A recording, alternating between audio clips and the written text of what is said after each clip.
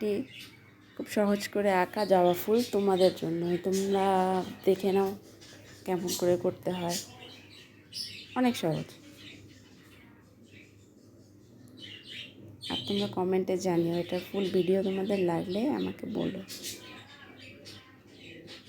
আমি তোমাদের জন্য একটা ফুল ভিডিও নিয়ে আসবো। এভাবেই পাশে থাকো, আমি তোমাদেরকে আরও সুন্দর সুন্দর ড্রয়িং দিয়ে যাবো, যেন তোমরা ঘরে বসে সুন্দর করে ড্রয়িং শিখে ভালোভাবে স্কুলে বা যে কোনো কারো কাছে প্রেজেন্ট হতে পারো একজন ভালো ড্রয়িং করা মানুষ হিসেবে।